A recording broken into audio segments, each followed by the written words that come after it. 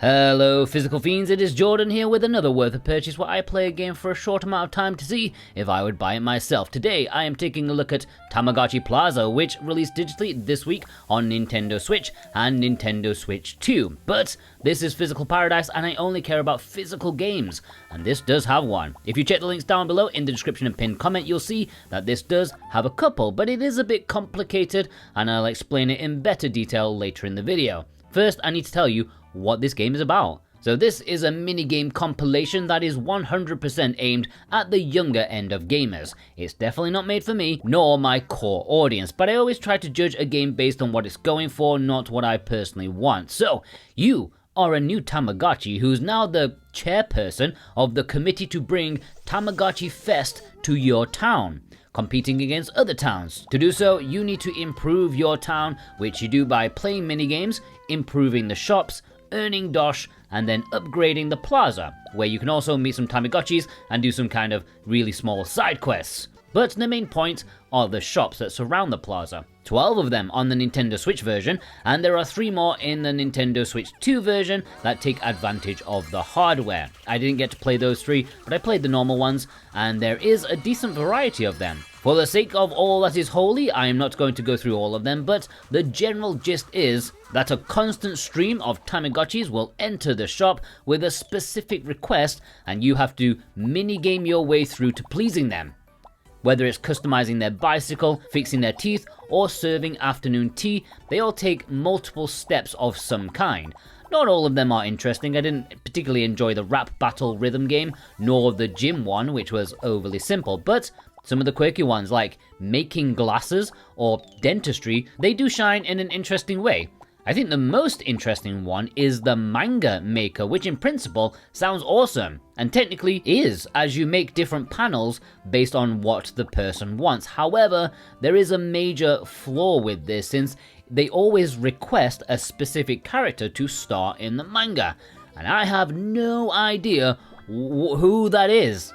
Like, there are tons of these little Tamagotchis in the game, all with weird names, and it's strange the game expects you to know them right off the bat. In fairness, you do get a little phone with apps, one of which shows you all the Tamagotchis that you've met so far. So you think that would be a cool reference tool, but no, you can't access while in the mini game. So thanks for nothing.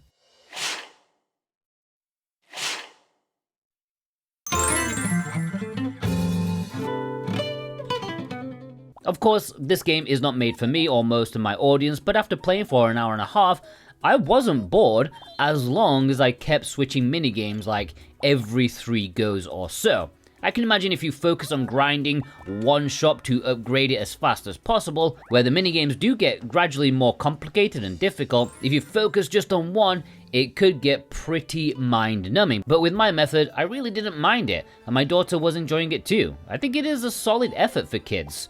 Now, before I get into the physical release, if you are new here and you like physical video games, you want to keep the dream alive to own the thing you pay money for, then subscribe to this channel. It will be the best thing you do today, I promise. Plus, I want to get to 30,000 subscribers before the end of the year, so help a guy out.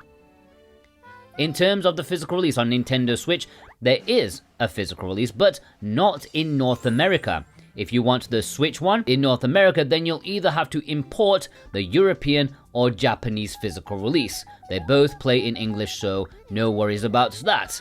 However, on Nintendo Switch 2, this is where things get a bit more interesting, because there is a proper physical release of this game in Japan, and it does have English. This is the first new non-game key release for Nintendo Switch 2, and it is an import exclusive.